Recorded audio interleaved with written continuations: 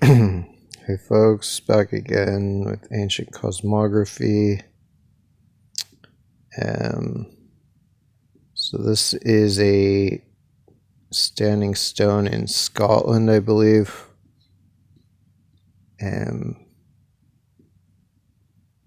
Pretty sure this is Pictish, Caledonian. So I just thought it has a similarity with this stone in maybe it's in Missouri or something. Forget what this, it's like, I think it's from a cave in Missouri or somewhere in the kind of middle of the US. And so it's something where it's kind of I think these are controversial. Like, some people think they might be forged, so I don't really know. I can't necessarily tell or whatnot, but if they're not forged, and even if they are, this could be based on or connected to like this tradition. It could be that the circle represents, the earth, like the upper world and the underworld, and then this is maybe some type of constellation or star or planet or the sun or something like that. Who knows? Certainly the ancients were well acquainted with the globular shape of the earth.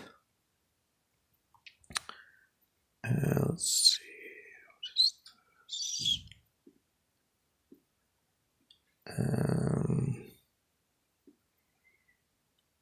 Okay, well, this I just wanted to show how in the ancient Egyptian map, 5,500-year-old Tomb 100 at Hierakonpolis, Britain seems to be depicted as this giant who's holding Ireland, and his arm seems to be Argyll Peninsula there, like Knockbracken and Kintyre.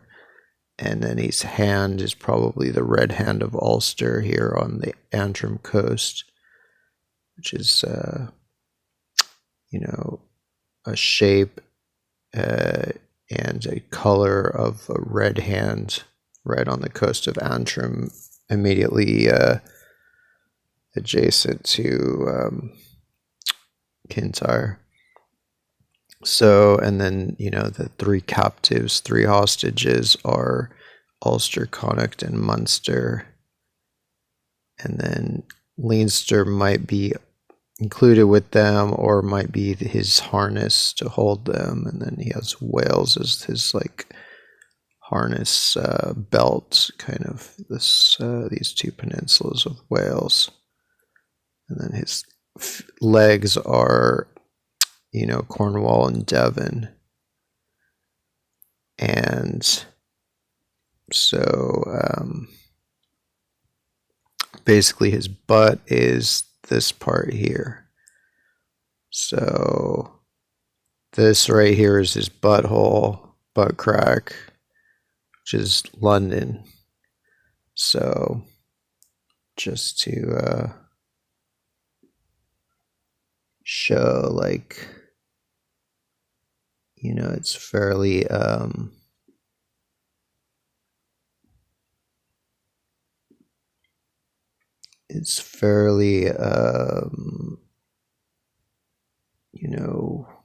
anatomically correct, I would say. It looks like a giant butthole. I mean, I'm kind of like teasing London, of course, but of course London is arguably the giant butt crack that like controls the world, the city of London. Although I'm sure Langley and DC and everything do too. So anyway, there's the butthole of Britain. There's the butt crack. I mean, I don't know. To me, it looks anatomically correct. but you know, no offense. I mean, there's some good people in London, but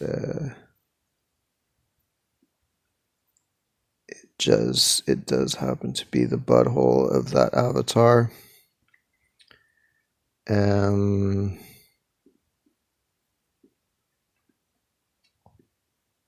So I've been studying astrology. I'm reading this book. I'm reading this book about astrology, so it's a big ass. It's kind of like one of the main books that astrologers use.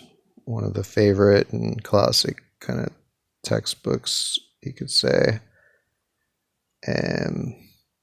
Parker's Astrology. So, somebody gave me a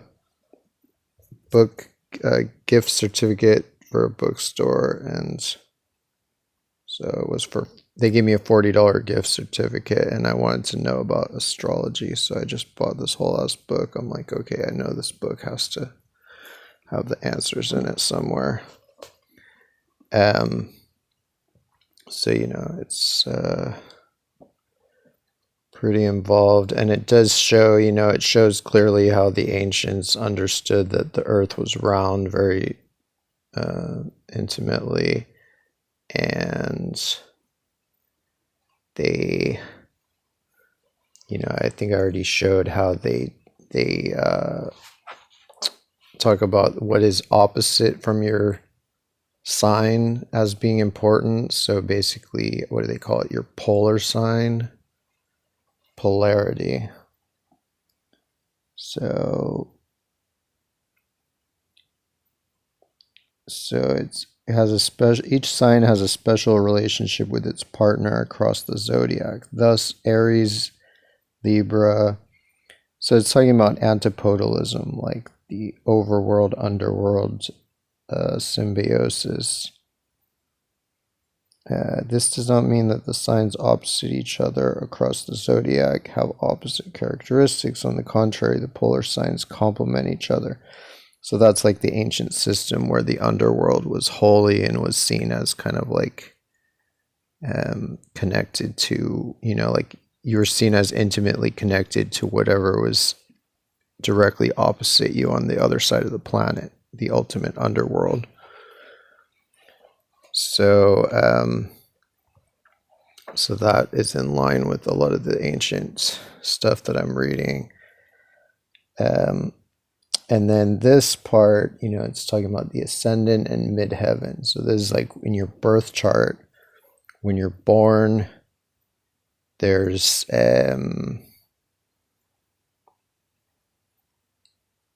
I think the ascendant sign is whatever is ascendant or maybe rising right on the horizon at the moment you're born. And midheaven is whatever sign is immediately is directly above you when you're born. And the Imum Coeli, or however you say this, or IC, marks the point in the sky above the surface of the earth immediately opposite us on the other side of the globe, immediately beneath us at the moment of our birth. It symbolizes our roots and relates strongly to the matters governed by the fourth house. So this shows, because this is not a new idea, this is an ancient thing. So it shows that people were intimately aware of the fact that the earth was round and that there was an opposite side of the sphere. And so, it just gives no excuse for people who understand this to be ignorant of the fact that the underworld was actually on Earth, that the ancient underworld just refers to the opposite side of the planet, which is one of the biggest cover-ups, like the modern expert class or whatever, academics and everything have just totally covered that up, even though there's endless evidence for it that America was the underworld of Afro-Eurasia and vice versa, or is the underworld of Afro-Eurasia and vice versa.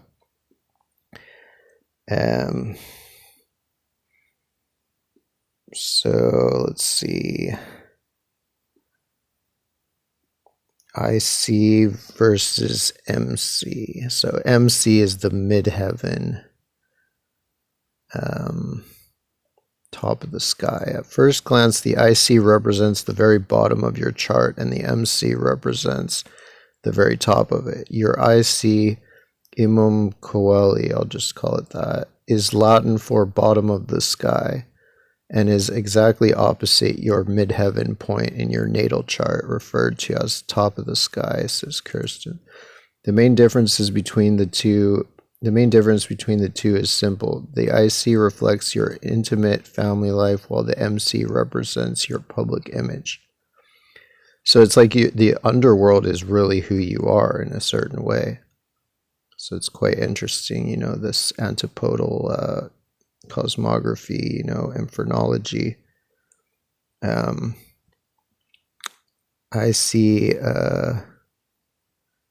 Imum Coeli. Similar to the moon, your IC explores the deepest depths of your inner world and underpins what kind of domestic foundation you should create for yourself, Kirsten says. The IC can help illuminate the depths of your soul and give you clarity about who you truly are. So the underworld, of course, in some stories, it's just completely alien and scary. But in many ancient traditions, it is like this. It's very affirming, and it's basically like considered the soul, like the roots of the world. If the IC represents maternal home energy in the way that Cancer or the moon does, the other side of that axis represents the public image energy of Capricorn. Yada yada. And so, I Googled it, like Imum Coeli, whatever, underworld. And of course, yeah, in astrology, Imum Coeli is the point in space where the ecliptic crosses the meridian, da da da. Astrologers considered the IC to be the home of the underworld. And then, that's from here. Here it says, the ancient Greeks considered the IC to be the home of the underworld, and in psychological astrology, the IC usually represents the nurturing. And then here, Astrodians, Imum Coeli, Hellenistic astrologers considered the IC to be the home of the underworld or Hades. So Hellenistic, that means Greek. The ideas symbolized by the Imum Coeli often astrological nadir, embracing and healing the past. And then, what is it, this one? Or no, this one. All right, so then this one was a article that was saying the IC is therefore the most vulnerable part of ourselves and the place where we are alone. Hellenistic astrologers considered the IC to be the underworld or Hades. It is the deepest hour of night. If the sun is located near the IC, you were born close to midnight or in the middle of the night, hours before sunrise. So the IC is itself like midnight, probably on in a book of hours or in a book of the dead. Unless those are totally equinoctial hours. I don't know, maybe even still. Using a quadrant-based house system such as Placidus or Porphyry, the IC will be in the line that divides the third house from the fourth house, is the place where the fourth house begins. Therefore, the sign of your IC will also be the ruler of your fourth house. The fourth house relates to your home life. Therefore, we see how the IC can represent who we are when we are alone. The MC is how we are perceived publicly, the faces we put on when we are outside the home. The IC is how we are when no one is around to see us, yet we often don't give much conscious thought to this part of us.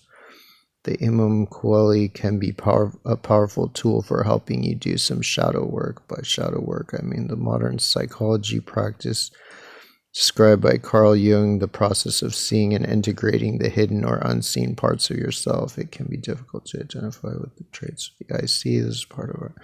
Anyway, so there you go. Infernology in astrology, which is what I was... part of what I was looking for when I got this book, because I knew it would be there. So let's see. And then... I'm trying to identify all the avatars on this map of the, Hierakonpolis Tomb 100 map. And so, like, different versions of it. Maybe if I can expand it a little bit.